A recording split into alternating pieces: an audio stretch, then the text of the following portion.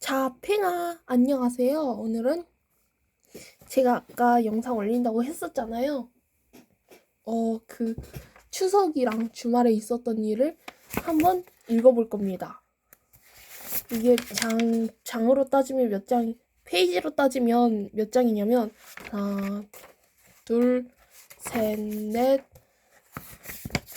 다섯, 여섯, 일곱. 장으로 따지면 7장이고요. 페이지로 따지면 7장이고, 하나, 둘, 셋, 넷. 페이지로 따지면 6개, 장으로 따지면 4장입니다.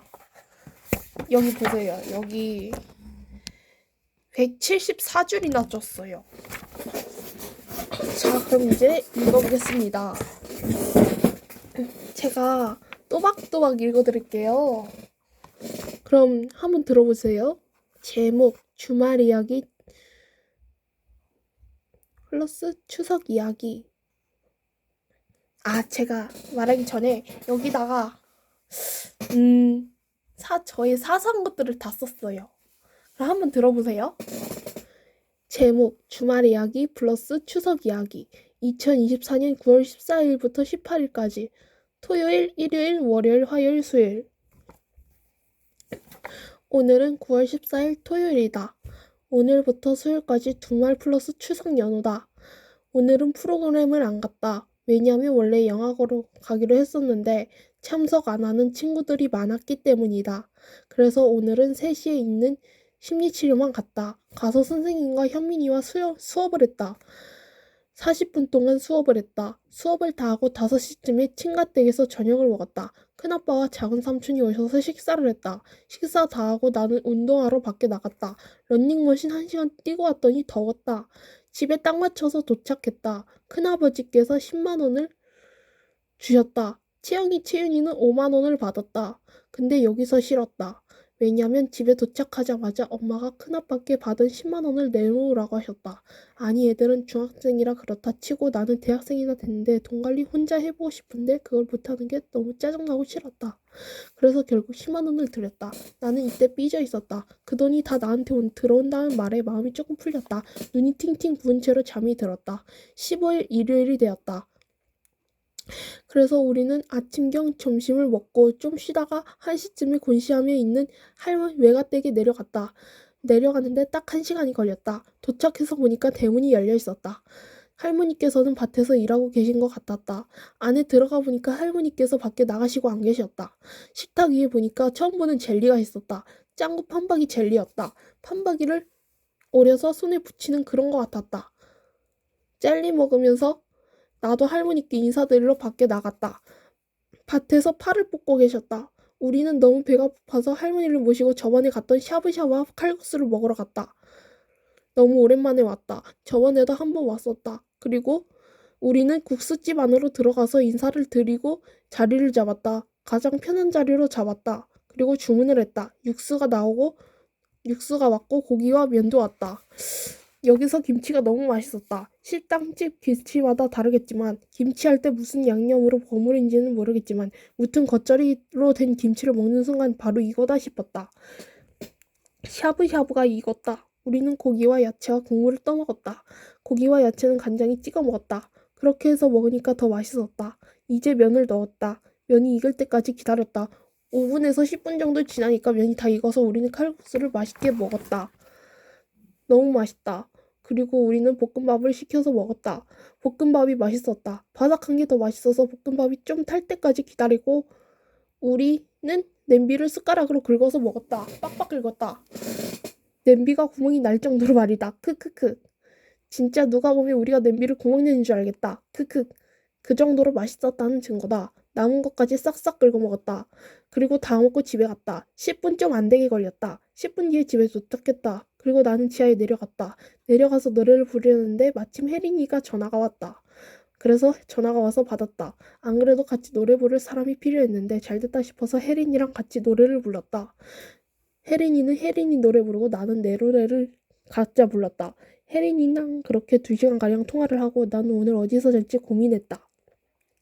고민한 끝에 지하에서 자면 너무 더울 것 같고 아직 날씨도 더운데 2층에서 텐트 치고 자기로 했다. 그래서 나는 텐트를 쳤다. 그리고 동현이와 통화도 했다. 엄마랑 영희가 노래 부르는 동안 나는 왔다 갔다 하다 못해 그제 좋은 생각이 났다. 그 짱구 젤리가 내가 세보니까 7개 나왔는데 그 7개를 다 넣어서 푸딩처럼 만들어서 숟가락으로 퍼먹는 것이다. 이 정도면 난 진짜 머리가 좋은 건가 싶다. 크크크. 그래서 부엌에서 얼른 만들었다. 그리고 넣어뒀다. 텐트에서 이불 세팅하고 선풍기랑 내 거 노트북, 분유, 약, 일기, 거치대 등등이 있었다.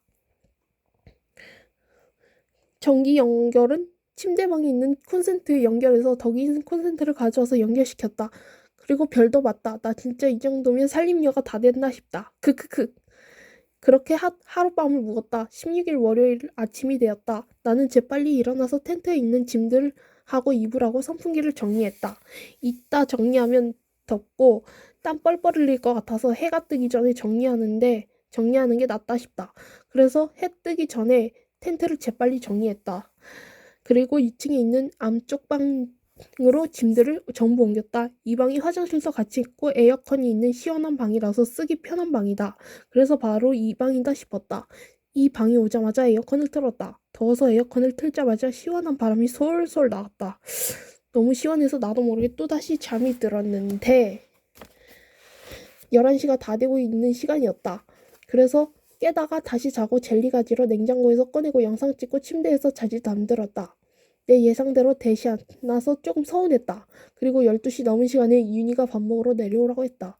그래서 조금씩 정신 차리고 점심을 먹으러 갔다. 내가 좋아하는 파김치가 있었다. 근데 익지 않아서 김치가 아직 맵고 쓰다. 순간 소주 한 병 때려치우는 기분이었다. 그리고 밥을 먹었다. 갈비도 있었다. 그리고 지하로 가서 노래를 부르려 했는데 갑자기 작은 외상손께서 등장하셔서 너무 깜짝 놀랐다. 너무 놀라서 심장과 간이 동시에 떨어지는 기분이었다. 그래서 삼촌 두 분하고 숙모 두 분께 인사를 드렸다. 인사를 드리고 노래를 불렀다. 그리고 노트북에 뭘 저장하려는데 안 돼서 2층으로 짐 다 들고 올라갔다. 너무 배고파서 라면을 먹었다. 오징어 짬뽕이었는데 끓여서 먹지 않고 라면을 부시고 그 위에 스프를 뿌려서 먹으니까 맛있었다. 그리고 쉬다가 숙모가 내려오라고 해서 내려왔는데 작은 외숙모께서 나에게 10만 원을 주셨다. 너무 감사했다. 개꿀 딱딱이었다. 크크크. 그리고 더 쉬다가 저녁을 먹으라 해서 먹었는데 메뉴가 순댓국이었다. 어쩐지 국이 왜 이렇게 맛있나 했다. 그리고 분유도 먹고 약도 먹고 짐 싸고 집에 갈 준비를 했다. 가기 전에 화장실을 들렀다. 공장에 있는 화장실이 문이다. 근데 휴지가 없다. 삼촌 공장에 가보니까 다행히 문이 열려 있어서 휴지 찾으러 들어갔지만 휴지는 어디에도 없었다. 그래서 결국 갔던 길을 되돌아와서 엄마께 휴지를 받아서 화장실을 가서 소변을 볼 수 있었다. 그리고 집에 갔다. 그리고 쉬다가 잤다. 17일 화요일 아침이 되었다. 우리 빨리 친할머니 집에 가기 위해 준비를 했다. 그리고 나는 하룻밤을 묵을 거라서 하루치 짐을 쌌다. 그리고 차를 갖고 엄마와 동생들 먼저 가고 나는 준비할 게 많아서 따로 혼자 걸어왔다. 밥 한 박스를 들고 말이다. 그리고 집에 도착했는데 엄마가 오자마자 머리를 감으래서 엄마 말씀대로 머리를 감았다. 그리고 선풍기와 드라이기로 머리를 말렸다. 중간에 빗으로도 빗었다. 그리고 좀 쉬다가 아침과 점심을 먹었다. 메뉴는 소고기 묵국이다. 그래서 나는 맛있어서 국을 2그릇이나 먹었다. 그리고 쉬고 있는데 작은 삼촌께서 10만 원을 주셨다. 아싸 게이드. 크크크. 너무 행복했다. 삼촌께 감사했다. 그리고 엄마랑 애들이 집에 돌아갔다. 엄마랑 애들이 집으로 돌아가고 난 뒤에 나는 양양이랑 놀아줬다. 양양이가 재밌어했다. 그리고 그렇게 시간을 보냈다. 낮잠도 잤다. 그리고 저녁을 먹었다. 파김치하고 먹었다. 그리고 밥 다 먹고 8시쯤에 헬스장을 갔다. 헬스장에는 왜 갔냐면 러닝머신 1시간 뛰려고 갔다. 살이 너무 쪘기 때문이다. 오늘은 다른 운동은 안 하고 러닝머신 1시간 했다. 근데 살이 그대로였다. 원래 러닝머신 1시간 뛰기 전에 다른 운동을 했었는데 오늘은 딴 운동을 안 하고 러닝머신만 해서 살이 안 빠지는 것 같았다. 이건 내 개인적인 생각이다. 러닝머신만 하면 살이 잘 빠지지 않는다는 걸 이제 알았다. 할머니께서도 헬스장에 오셔서 할머니랑 같이 운동을 했다. 그리고 끝나고 할머니랑 같이 올라갔다. 그리고 쉬었다. 친구 혜영이한테 문자가 와서 노트북으로 전화하고 동생 혜린이한테 먼저 전화가 와서 혜린이랑도 전화했다. 혜영이랑은 노트북으로 통화하고 혜린이랑은 핸드폰으로 통화했다. 내가 두 사람 화해시키기 성공했다. 내가 오늘 두 친구한테 전화 안 했으면 둘이 또 계속 사이가 안 좋은 채로 지낼 것 같아서 다 같이 사이좋게 지냈으면 좋겠어서 보다 못해 두 사람을 화해시켰다. 내 작전이 성공이었다. 어떻게 됐냐면 본인이 쓴 일기를 번갈아 가면서 일기를 읽을 때는 사이가 서먹서먹했었다. 나는 배가 고파서 먹을 거 이야기를 하다가 나는 그새 좋은 생각이 났다. 친구들 앞에서 라면을 먹는 거다. 사실 친구들 약 올리려고 하는 행동이다. 이 정도면 나는 진짜 천재가 아닌가 싶다. 진짜 내가 라면 끓여올 동안 둘이 화해할 자리를 마련했다. 친구들 화해를 시키도록 하고 나는 할머니 할아버지 몰래 라면을 끓이기 시작했다. 불을 켜고 냄비를 찾으려는데 소리가 나서 할머니께 라면 끓이는 것을 들켰는데 내가 진짜 이번에 한 번만 먹겠다고 하니까 할머니께서 그냥 허락해 주셨다. 진짜 큰 냄비를 주셨고 물을 받고 끓여서 면을 넣어서 끓이고 면이 익은 다음에 후레이크 건더기를 뿌리고 그 다음에 분말 스프를 넣어서 3분간 끓이면 완성이다. 파김치랑 먹었다. 마음 같아서 계란과 함께 라면 국물에 밥 비벼서 먹고 싶었는데 이것도 많은 양이라 강 참았다. 우유에 야구르트 넣어서 먹었더니 진짜 맛있었다. 혜린이가 무슨 과학 실험하세요? 크크크 라고 했는데 내가 장난으로 크크 라고 했다. 역시 라면에 파김치다. 내 작전이 성공이다. 이게 야식이다. 먹어도 계속 배가 고프다. 그래서 야식을 선택했다. 밤에 먹으면 살찌지만 처음 먹어보는 밤의 야식이란 행복이 아주 따로 없었다. 야식을 밤에 먹으면 이런 기분인가 싶다. 그래서 얼른 정리를 했다. 근데 좀 짜증난 일이 있었다. 방에 할머니 할아버지가 들어와서 내 우유를 맘대로 버렸다. 너무 싫었다. 많이 있었는데 그 많은 것을 도대체 왜 버리시는지 모르겠다. 내 생각은 밤에 먹으면 살이 찐다는 이유로 버리시는 것 같았다. 아프리카에서는 먹고 싶어서 못 먹고 굶은 아이들도 있는데 할머니 할아버지는 이런 말 하면 안 되지만 그 개념을 모르는 돌대가리 같았다. 할머니 할아버지한테 조금 미안하다. 이때 짜증난 일이라는 게 이거였다. 그리고 친구들과 통화를 끊었다. 그리고 이거 갖고도 뭐라 하는데 바로 친구들과 통화 밤늦게까지 해서 하지 말라는 거 갖고도 뭐라 했다. 아니 내가 친구들이랑 통화를 밤에 하든 낮에 하든 뭔 상관임? 개어이 없네. 통화를 밤에 하든 낮에 하든 내 맘 아닌가? 속으로 이런 생각들을 했고 맘 같아서 내가 일기장에 썼던 말들을 할머니 할아버지께 와다닥 쏟아내고 싶었는데 예의 없어 보일까봐 일부러 참았다. 참는 것도 한계가 있다. 이런 말 하면 안 되지만 할머니 할아버지를 믹서기에 넣어서 갈아버리고 싶었다. 다시는 할머니 할아버지가 내 말에 참견하지 않으셨으면 좋겠다. 그리고 사건을 마무리한 뒤 잠에 들었다. 18일 수요일 아침이 되었다. 나는 11시쯤에 일어나서 밥을 먹었다. 당연히 파김치하고 먹었다. 그리고 점심은 일부러 살 빼야 돼서 굶고 한 2시쯤에 손님 4분이 오셨다. 나는 이야기를 나눴다. 할머니 형제와 할아버지 형제분이신 것 같았다. 내 생각이다. 정확히는 뭔지 모르겠지만 말이다. 나는 중간에 샤인머스켓과 배와 두유를 먹었다. 그리고 중간에 양양이가 계속 짖어서 같이 있었다. 손님이 오시면 더 짖는다. 그래서 나는 강아지랑 놀았다. 중간에 나와서 이야기를 나눴는데 양양이가 계속 짖어서 양양이 때문에 이야기를 제대로 나누지도 못했다. 친구가 전화를 했다. 노트북을 가져갔는데 노트북이 갑자기 안 켜졌다. 우리 들어가서 침투된 것도 아닌데 왜 갑자기 노트북이 이유 없이 안 켜지는지 모르겠다. 답답했다. 하루 지나면 켜지겠지 하고 넘겼다. 이제 손님들이 가셔서 나는 이모 되시는 분들께 5만 원을 받았다. 너무 감사했다. 그리고 나도 저녁을 먹고 짐 정리를 하고 집을 나섰다. 할머니 할아버지께 인사를 드렸다. 나중에 오겠다고 말이다.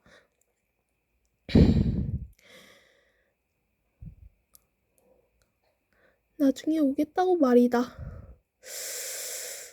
엄마가 왜 벌써 왔냐고 하셨는데 내일 학교도 가야 되고 해서 일찍 왔다고 했다. 나는 오자마자 샤워를 했다. 샤워를 다 하고 수건으로 몸을 닦고 드라이기로 머리를 말렸다.